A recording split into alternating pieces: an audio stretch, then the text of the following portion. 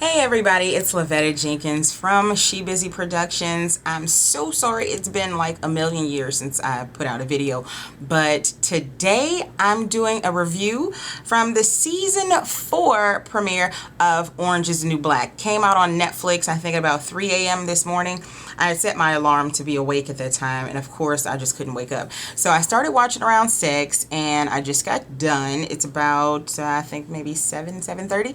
So I wanted to make sure that I got this review out as soon as possible for those of you who don't watch it or you're kind of on the fence about watching it. Do keep in mind that my season 4 review is going to contain tons of spoilers. So if you don't want to know what's going to happen, I probably would suggest that you not watch this video. But if you're okay with knowing about, what's going to happen because you like to be prepared well ahead of time, definitely go ahead and continue to watch the video. And before you get into it, go ahead and give it a good thumbs up. And if you have not already, go ahead and subscribe because every now and then I drop a good jewel for you. If I happen to be looking down, it's because I took notes all day long when I was watching this series because I wanted to make sure that I was good and detailed for you. So if I'm kind of hopping around, it's because I wrote things down as they were happening. So without further ado, let's go ahead and get into the season 4 review for Orange is the New Black that premieres on Netflix. Okay, episode 1 opens with, picked up right where they left off at the end of last season. If you haven't watched it, it's just going to be a spoiler, a spoiler review. The fence was open and everybody was out there, playing in the water and doing all this kind of weird stuff. So it kind of started right off where that left off. And the name of this episode was Work That Body For Me. And it starts off, like I said, with everybody playing in the water and, let me see. I called her Patty Mayonnaise, and then I realized it wasn't. It was Tank Girl, so I think it's Lori Petty. Lori Petty is, at the greenhouse, and she comes in and she sees this guard dude choking out Alex. Now, remember at the last season, it was a hired hitman that had been sent into the prison to kill Alex.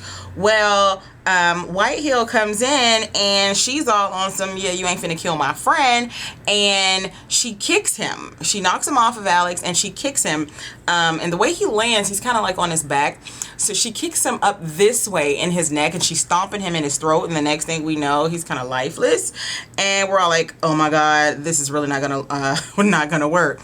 Then it kind of cuts to Piper, and she's standing there thinking like, she's the Don Juan of the prison, like I'm all gangsta and everything, and she's trying to act all hard because last season she got her like Australian boo thing locked up, whatever. So the Asian lady, a little short lady who handles the commissary, she's just all like, see you later, thug life. And it was really kind of cute how she referred to her as thug life because she was calling herself gangsta and all this stuff. And for some reason, I promise you, Piper irks my everlasting soul, and I don't even really know why, because that girl has not done anything to me. I just don't like the way she kind of makes everything all about her, even though she starts half of the stuff that kind of falls on her, but we'll get back to that a later time.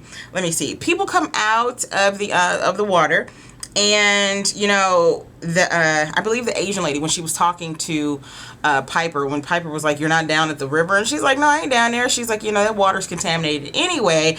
And Piper's like, wait, what? Next thing we know, everybody's all itchy, people got like stuff going on, and I'm thinking that that's gonna be a setup for something later on. Turned out not to be, but still it was really good knowing that the water they were all down there playing around in is contaminated. Suzanne and her new boo, which I later found out was called Cucudio, which was cuckoo.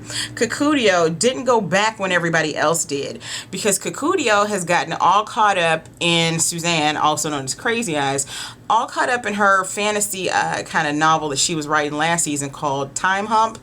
And she's got it really in her head that Suzanne is like capable of creating a fantasy world. They found this shack cabin thing out in the woods, and she's just all like, look, we can stay here. It's a gingerbread house. You want to stay here? And she told Suzanne to go bite it. Why Suzanne actually went and licked this door, I don't know, but she said she probably got lead poison from it. I would say she probably did. The girl is trying to hold Suzanne hostage, and Suzanne is like, nah, I ain't finna do all of this. I need to go back. And the girl is like, you ain't finna leave me, and gets kind of all like weird and possessive and stuff. So Suzanne's like, this ain't really sitting well with me. I'm gone. right after that, let me see what happens. Alex goes back. They hide the body. Alex and Whitehill hide the body because they don't have time to kind of deal with it right then. They cover it up in the greenhouse, put a tarp on top of it, and they're like, look, we'll just deal with it at night.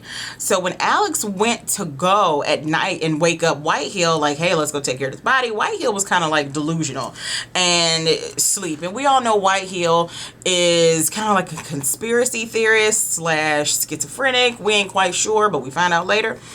And so Alex decides to go on her own.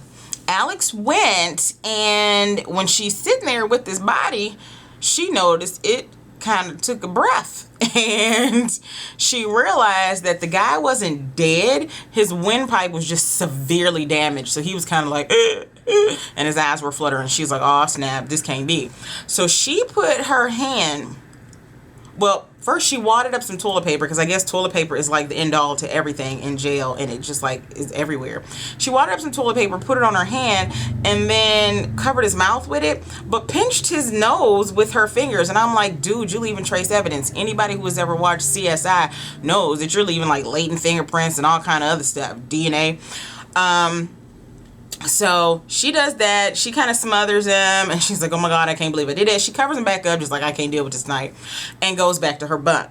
And that is that is how that night ends. The next morning, Whitehill wakes her up like, hey, we need to go handle some business. And she's like, oh yeah. They get up, they go in there, and they're pulling the body out, and Frida comes in. Frida is one of Red's girls. She's older. She has a tattoo on her neck, and she looks really, really rough, like shorter white lady and she just looks really rough, and you can never quite figure out what she's in there for, but I believe it's all types of murders.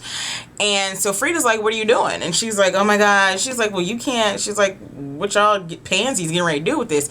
And she's like, we don't know. And she's like, yeah, you're gonna have to cut it up. And they're like, wait, what? Yeah, we're going to have to cut it up, and then we're going to have to bury it in the garden underneath the crops. So the girls take the garden shears that, you prune bushes and stuff with, and they cut this body up, and they wear all this plastic bag stuff, cut the body up, and they take it outside, and they bury it underneath like the corn, the tomatoes, the sunflowers, all kind of stuff. It's just a mess. Episode 2 is called Power Soup. And I think that kind of was a hint at Caputo buying this $1,100 suit. Whatever, we're going to pray about that, because that was an extravagant kind of buy that he didn't really need to do. But he's got this lady at the office, at the corporate office, that he's trying to impress named Linda. Don't like Linda, never liked Linda, won't like Linda, and you won't either when you see it. The nun, can't think of what her name is, so sorry if I'm offending anybody. Gonna be referring to her as the nun. The nun, they're having like this big meeting where they're all kind of talking about, the changes and everything that's going on, because after the water incident of episode 1, you notice all these extra people hanging around, and here they've gotten some new inmates in, and it's already crowded, so now they have even more. It's like hundreds more. And, they kind of have this assembly talking about how everything's going to be different. We're going to have to handle things a little bit better. And the nun brings up a point that I had kind of forgotten. She said, where is Sophia Brissett? And I was like, my goodness, where is Sophia? So, Caputo just kind of like blows it off, doesn't say anything about it, and I was like, no. To handle the bathroom issues, they get porta potties. To handle the sleeping issues, they now have bunk beds. So now there's 4 people in them little tiny pods, and of course things get kind of, out of control. Let me see. Oh, episode 2, we get some backstory on Maria. Maria, I believe her last name, can't even think of what it is, but she's the darker skinned Dominican girl who had the baby, season 1 or season 2, I think season 1, that she was trying to get out and see. And we kind of find out, she was like a little Dominican princess. Her father kind of had a gang. He did a bunch of stuff, and she was like his pride and joy. And then it kind of flips back to Brissett. But wait a minute. Maria got into it with, I believe, a Puerto Rican guy who was a rival of her father's drug kingpin. Father didn't really like that. She fell in love with him and was like, I'm sorry, but if it means that I have to give up being Dominican, then I just won't live here anymore. She left his house, went to go live with the boy. I think we're going to find out more about her probably next season. because they're setting up a lot of stuff to already be played into next season. Like how last season they gave us backstory on quite a few people. The first half, the second half all came out this season, and then they set up more for later. Let me see. Bursett's wife shows up and confronts Caputo, and she threatens him and tells him she's going to call the powers that be if she doesn't get to find out what's going on with Sophia, because, you know, she has not heard anything. They haven't seen her. She wants to know, is she in the shoe? Whatever she got to do, she needs to help, and she's going to call everybody until she finds out what happens to Sophia. He's like, I don't know anything. She's not in the shoe. Lies. And you know, it's not as you see. She's just, you know, on restriction from visitation right now. Big lie. Whatever. To help with the understaffing, big problem, Caputo calls in some reinforcements from the Max, and they come with this big guy who I now know his name to be Piscatella, and he's horrible. And he has decided that, you know, all these new guards can stay at that guard shack where they later on found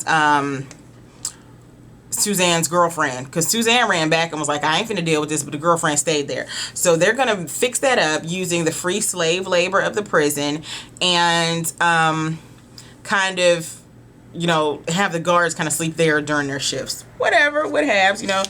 That's what they're going to use as an incentive to get people to stay there, is, you know, some free housing. If you recall at the end of season 3, there was this high profile celebrity who had gotten in trouble for some like trading or tax evasion or something, named Judy King.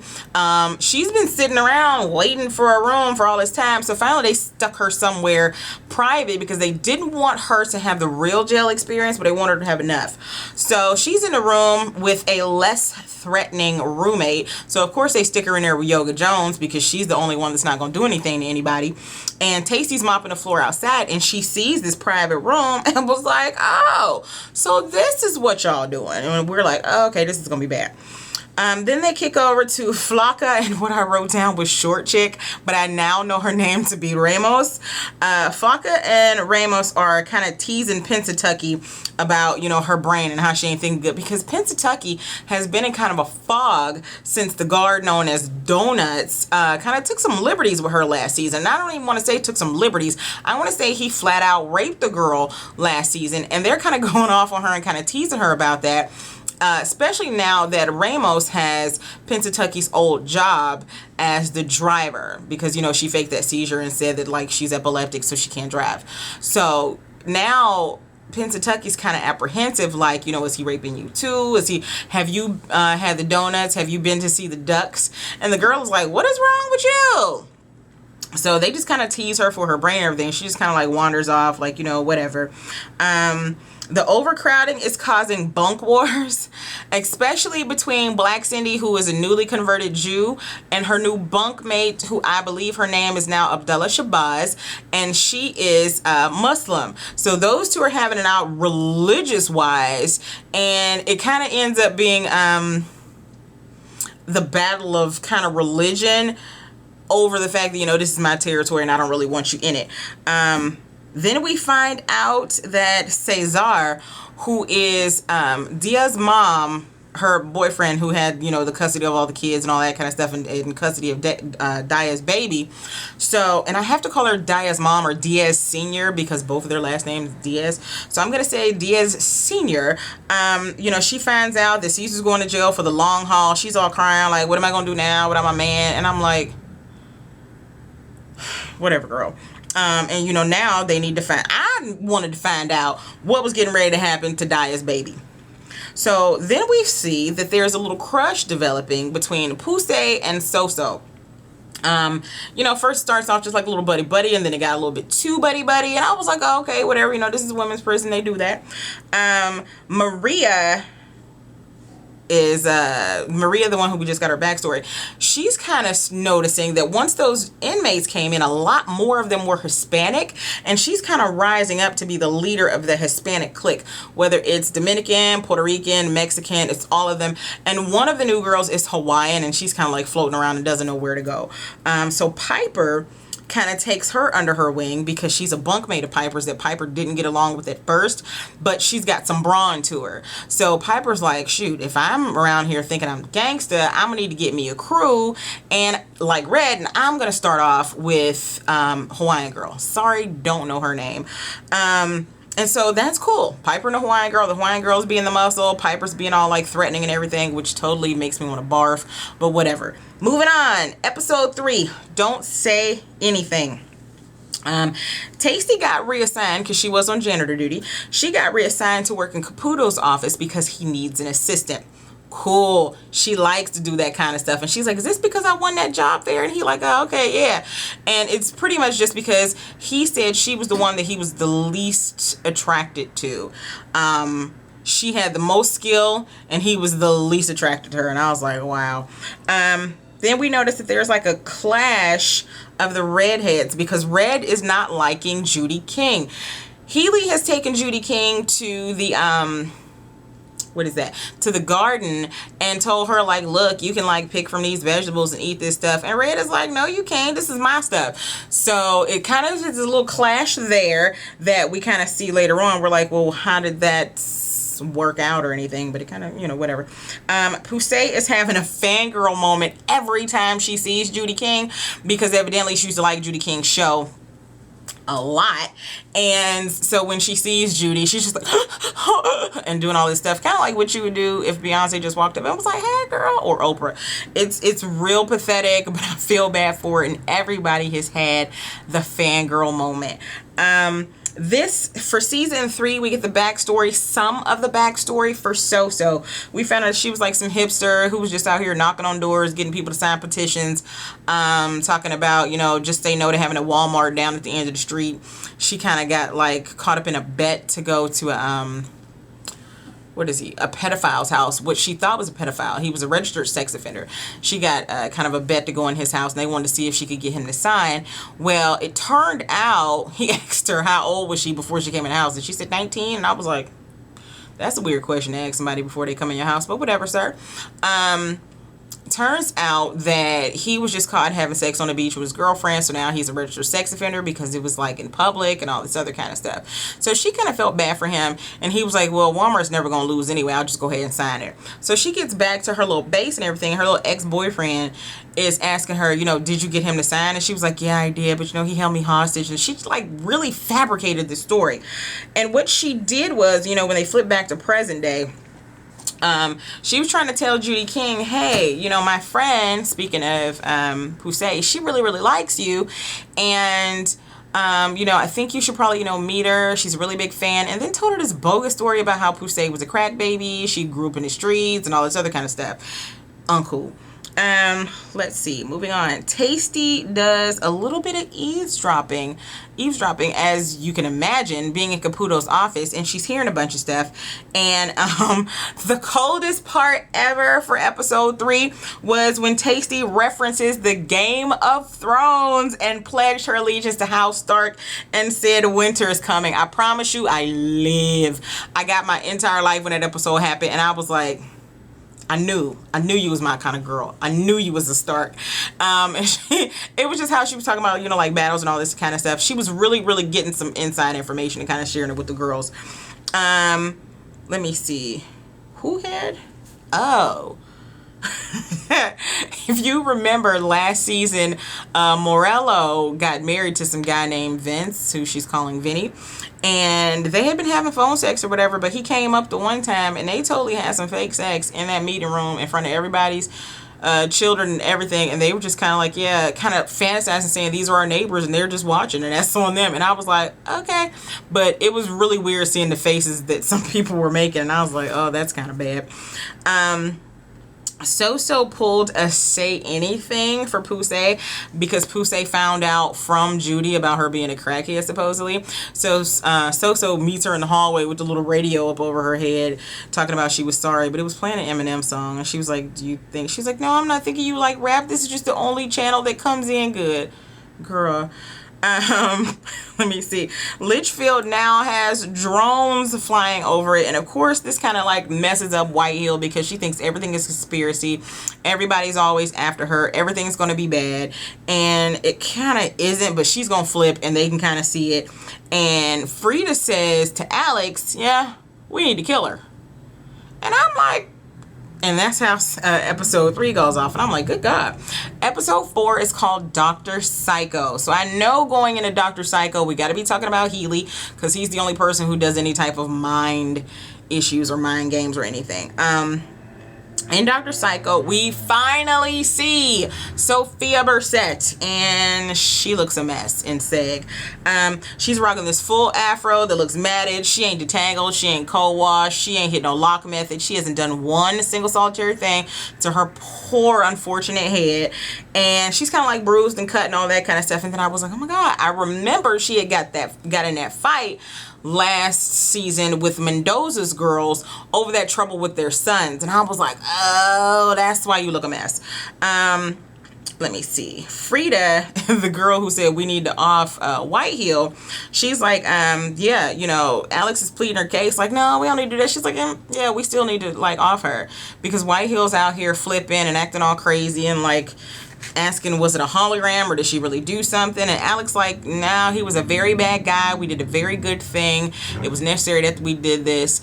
And White Hill is totally messing it up. Like, he's a very good guy and we did a bad thing. She's messing it up and we just know she's gonna unfold. She's totally unfolded. And now she's like collecting aluminum foil and we don't know why. We get the backstory this time on Healy, which was interesting to see, you know, what's going on with him. We kind of found out why he has this relationship that he has, the struggles with women, especially with lesbians and things like that. So we found out a little bit about that. Diaz Sr., as in Dia's mom, she found out that she was up for an early parole, and she's like, oh my God, how could I be up for early? I think it wasn't even parole, early release. And she's like, how could this be possible? You know, I don't even know what I'm gonna do. Like, how am I gonna live? Caesar's finna be locked up forever. She's like, I don't even know life right now. What am I gonna do? And she's just kind of like really contemplating, you know, where she stands in life and like how she's gonna get along. Alex told, there's a motorcycle outside. Alex told Red about the body.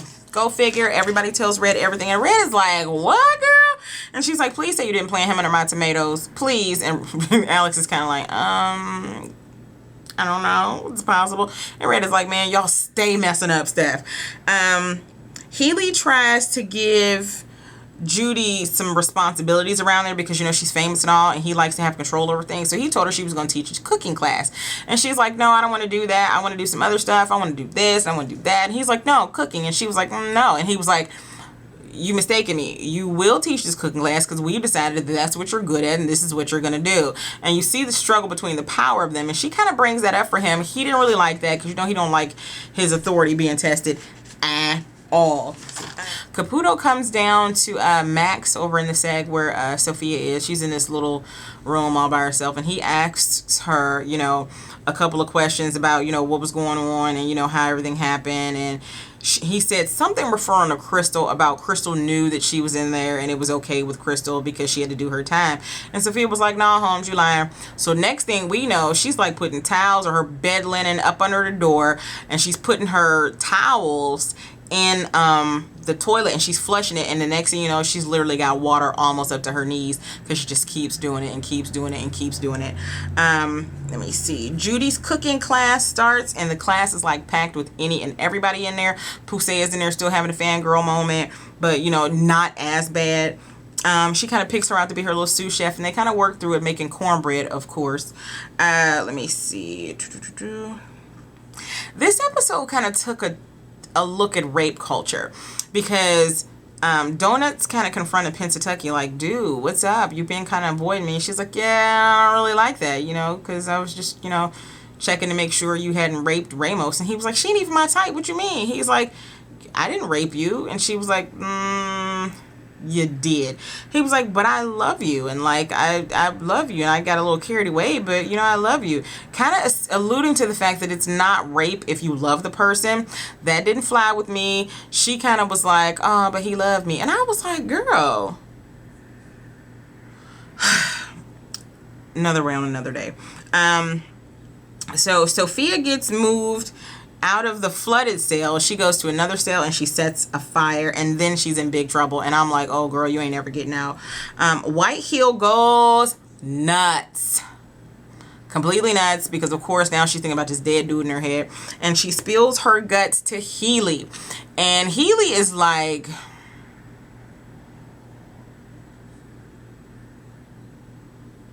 and then tells her how he seriously does not believe anything she said. And I was like, woo, thank you, Lord, because even though I don't really do Alex, I ain't really trying to get everybody in no trouble. Episode 5, it's called We'll Always Have Baltimore. And we catch Caputo and this chick from The Office, from MCC, they said it so much, named Linda, who had these big teeth that just looked fake. And I can't stand people who just always, it was too much. She just looked way entirely too much. They went to like this, it was called, I wrote it down, Correcticon. Like, it was for correctional facility places, but it was like a Comic-Con kind of thing. And they gave them swag bags with like little fake handcuffs and stuff in it. I totally hated it. But the guy who had that blog last season showed up and was kind of doing some kind of protest, like, what are you doing with Sophia Bursette and all this stuff, doing some outbursts. Really good, a little nervous dude, the way he plays that. But what happened was, Caputo jumped up to go and kind of make the dude be quiet. So Caputo kind of got kicked out with the guy, and they got held. Linda comes in there. She had to talk to these guards and kind of tell him he was not a threat. Linda comes in, tells the dude to go, and then her and Caputo have weird storage room sex. Ugh, whatever. Let me see. Piper, in the beginning, because there's all these new Latin girls, there's no kind of commissary. There's no commissary. Everybody doesn't have any money. So they have started their own little panty business. So Piper rats on them to the new guards. What's his name? Piscatella. And in doing that, he kind of told her to start a group of peacekeepers. Now she starts a group of peacekeepers. All of them that showed up were white, except for her little Hawaiian hand of the king. And she accidentally kind of started a white supremacy group. I can already see that this season is getting ready to look a little racial for me, and I ain't liking it. But whatever, moving on. Episode 6 is called Piece of SHIT. And we noticed that this is the second time we see Nichols. Nichols was just kind of in the background in one of the Sophia scenes because she's in Max too. We see Nichols and she's getting her NA chip because, you know, she's been 3 years sober, and we're like, yes, girl, you did that, because I remember you were struggling with them drugs. And the white supremacists, you know, they kind of stirred a pot with the Latinas, and they accidentally rat on Piper's panty business.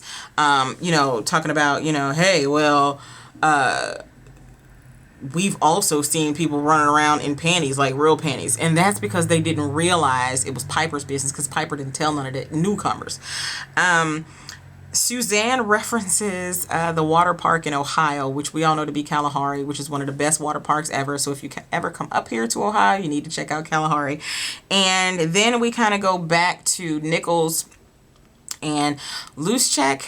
Yeah, Luschek, the stoner guard, is visiting her because he realizes, you know, he did something wrong and he wants to make that right. She goes off on this cat, and the next thing we know, when we see her, she's kind of like, you know, going through the blood. She's mad and she kind of can't deal with life, and she's angry, but she's a cleaning woman down there, and she's cleaning up, and she sees blood all over Sophia's cell.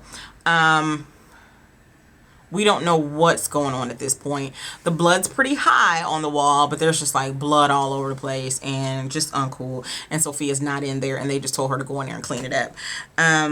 So and Poussey are a thing. And let me see. Then So hits her. I just finished that whole review. And realized that the second half of it did not tape. But like I said, So and Poussey are a thing, and you know, it's all kind of working until So hits her with that I don't know if this is gonna work on the outside kind of thing. Poussey is awesome, you know, let's just work on this and see how this is, you know, see where it goes, but I'm invested with you and all that kind of stuff. Judy has been working with the stoner guard Luschek to try and bring Nichols back up, and now he's owing her some sexual favors. That's where I'm gonna leave that. Piper framed Maria, and it started a race war. Didn't mean to start something that big, but she was just like, yeah, I had to get her up off me. So Piper stays doing this kind of stuff, and I absolutely hate her for it. Whatever. And after an explosive visit from Loose Check, Nichols relapses. Pretty bad. Uncool. I feel really bad for him. Episode 7, it sounded nicer in my head. The White Sisterhood is kind of like asking Piper's Hawaiian, they're making Piper's Hawaiian friend uncomfortable. And then we get the backstory for White Hill. I will say whoever played the actress who was White Hill, the younger version, she did a spot on job. She was excellent. Nichols solves the poop mystery that Morello and Suzanne have been trying to solve. Yes, there's a poop mystery. It's gross. Caputo gets duped by his girlfriend for a plan to save the prison. He wants it to be educational, like reading, writing, arithmetic. And she jumps in and kind of presents it to the board some other way, saying that the girls are going to learn like vocational skills. And she has the girls building for vocation the new dorm to solve some of this overcrowding. White Hill really needs mental help, and we're starting to see that happen here. The white folks they're having a party, and everybody's getting down with the get down, and the Hawaiian girl comes and she wants to talk to Piper, because Piper earlier had told her, I can't welcome you into this fold, but good luck on you. And so the girl's like, yeah, I kind of forgive you. Let me talk to you out here because I can't hear you.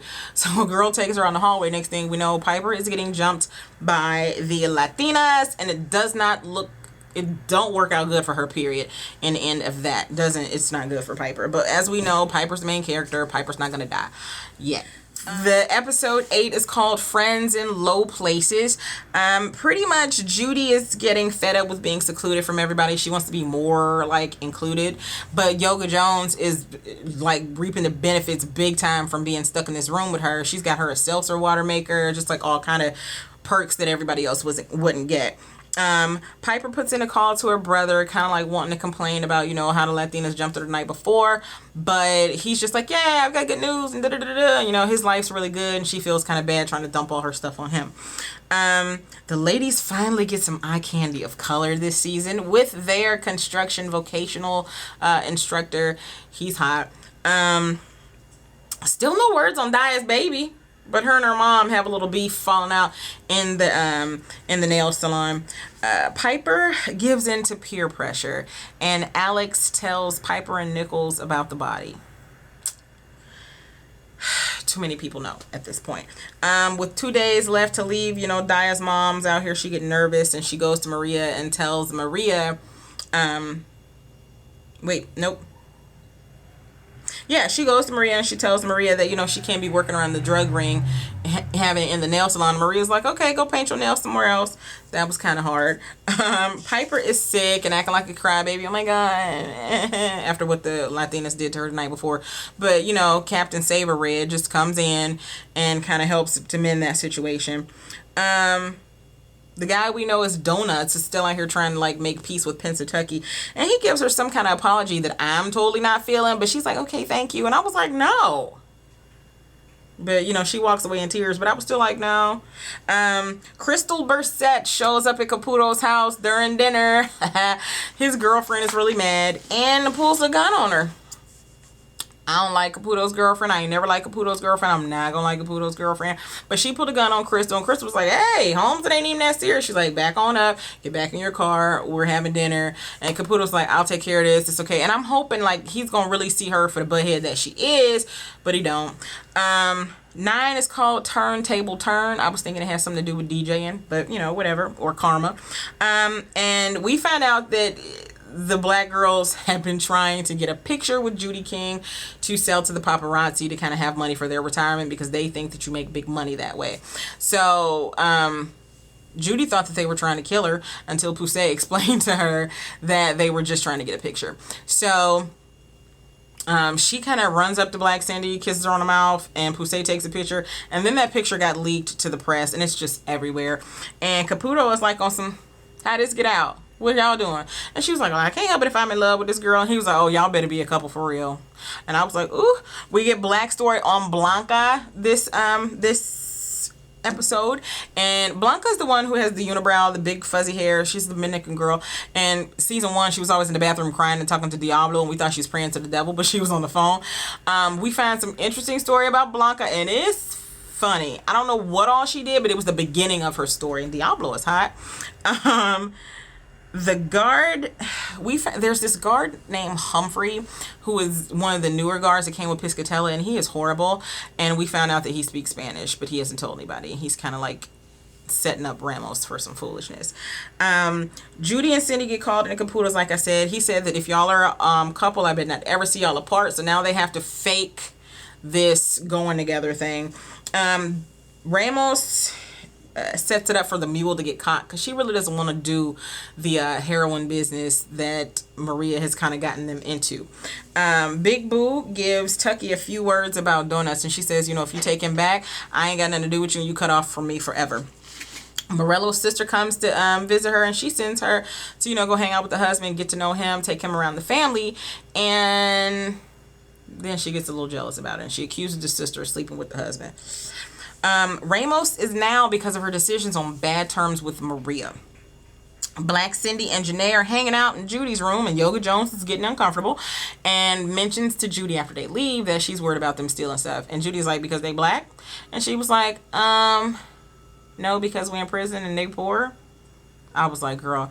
Let me see. Diaz goes to Mendoza and asks her to take care of Daya, which, you know, is kind of like passing the torch, what you would do if you were leaving.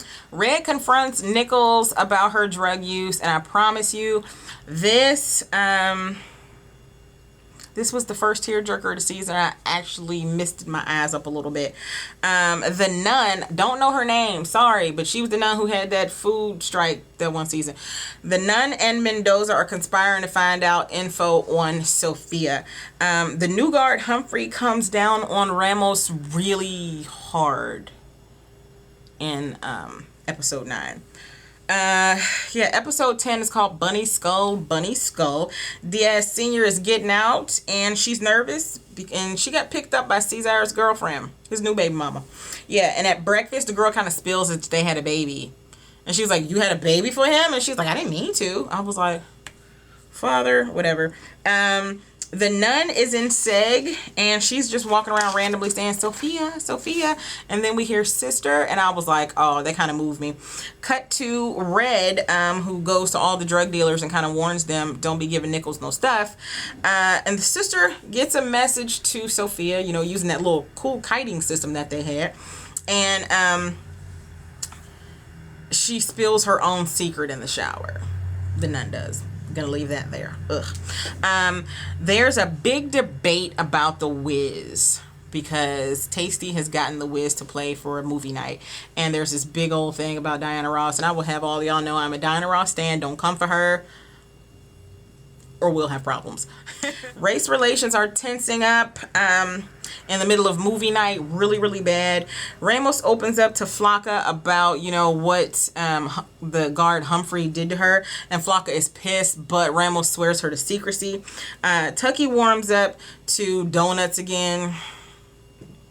Suzanne and her crazy ex-boo visit the closet again for naked pants dance during movie night. Whatever.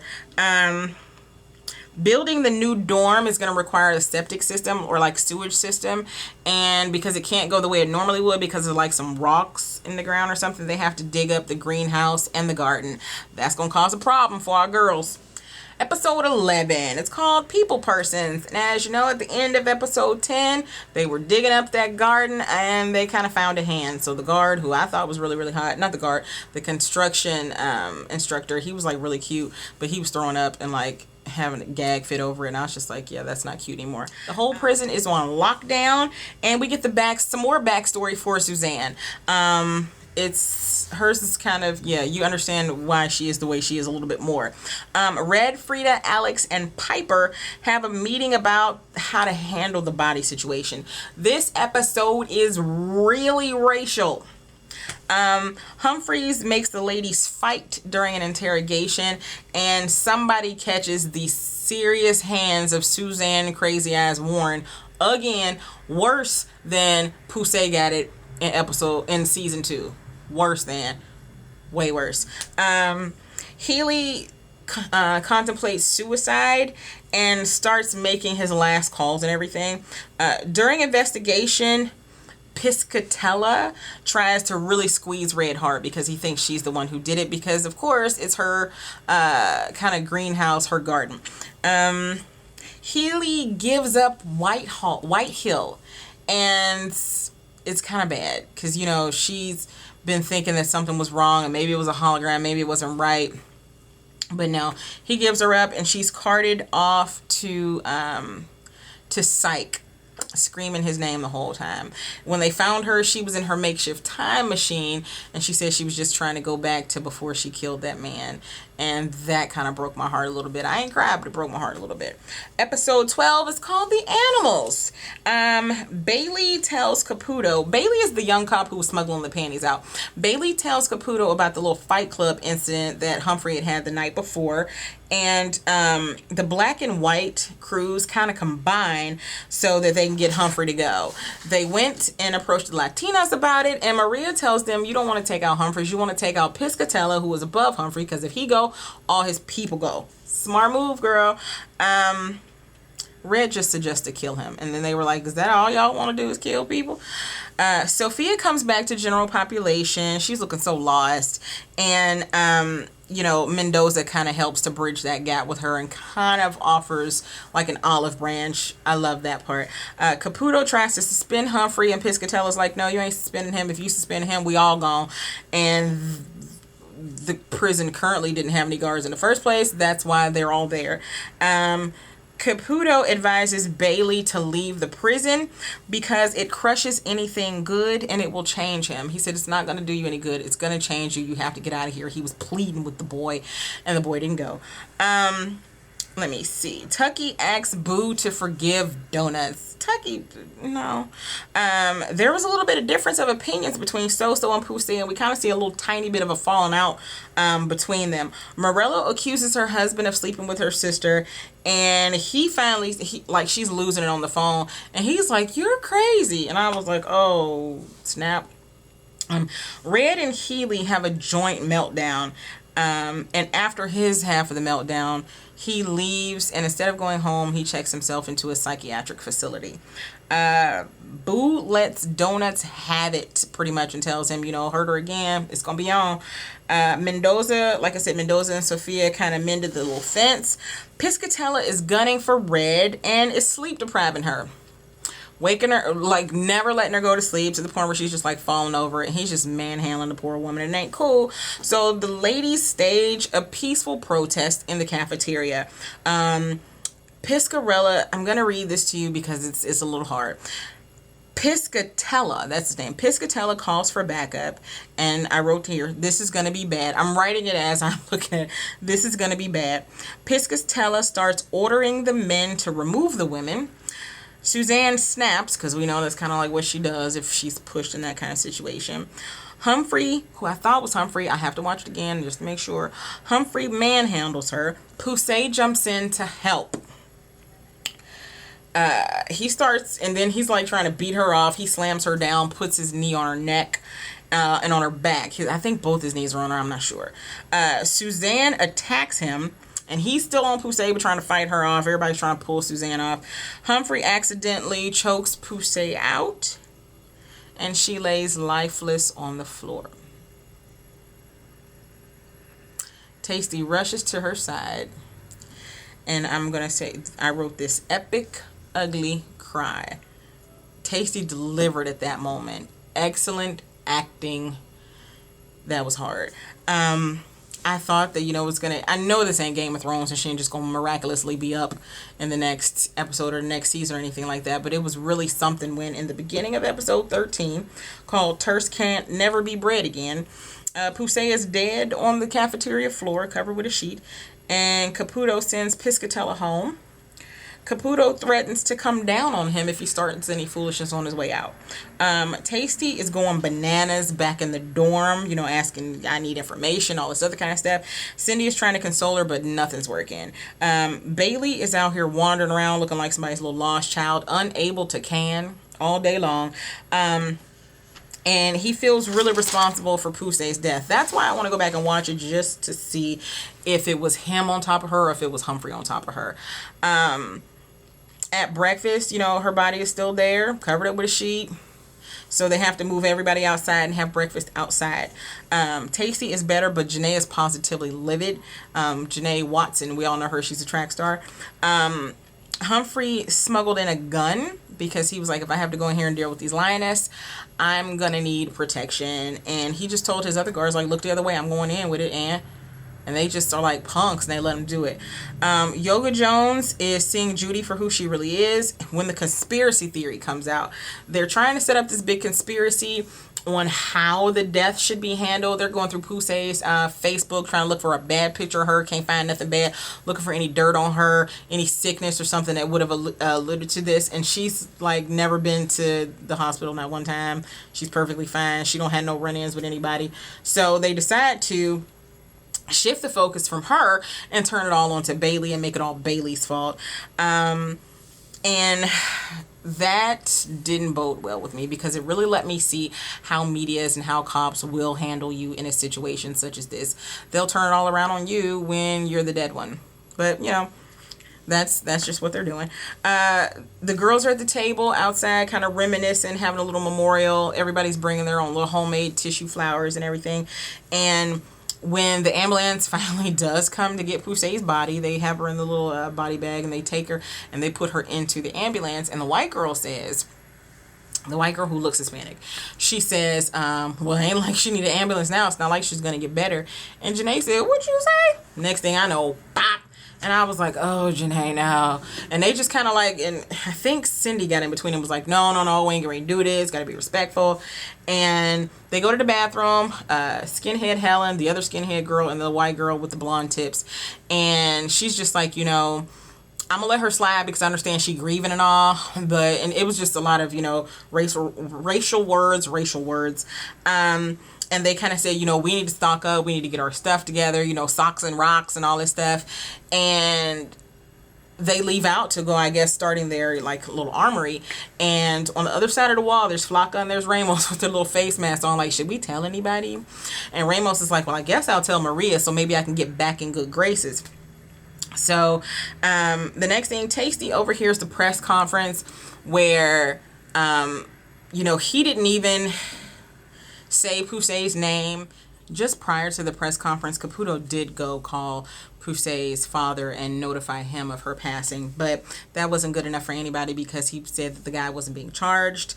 And Tasty goes bananas. She goes back to the bunk. She's screaming and hollering. She's being real destructive. And everybody pretty much is just now all up in arms. All the black girls are coming running. All the white girls are coming running. And at that time, Judy is being released. So Judy, and then the white girls are coming. So Judy is kind of trapped in the middle of all of this because there is no way out. And things are getting real tight. Everybody's pressing in on him. Humphrey bends down to grab his gun out of his sock.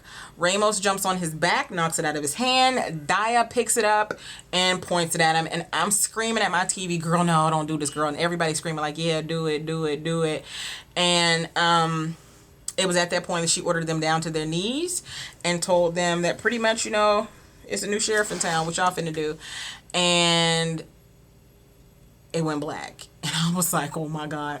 Hands down, season 4 is way better than season 3. It really rivals season 2 because season 2 was really, really good for me with that conflict between V and everybody else. It was really good. But season 4 redeems you from the lackluster of season 3. So if you want to talk about this, and I'm going to go watch it again, but if you want to talk about this or ask me any questions, I definitely suggest you get into this. Let's talk in the comments below. If you want me to do some other reviews, just let me know which ones you want me to watch and get back to you on. The next one I'll be doing is for Finding Dory with my daughter, so we'll be doing that one tomorrow. But definitely check out season 4 of Orange is the New Black. If you have not started watching this series, start at season 1 so you already know who these characters are and you get all these backstories so that you're not thrown into it trying to figure your way through things. Start off at season 1, come all the way up through season 4 like the rest of us, and get kind of versed on who's who and what's going on. Definitely check it out. Season 4, Orange is the New Black, on Netflix. Once again, this is Lavetta from SheBusy Productions. I'll see you soon.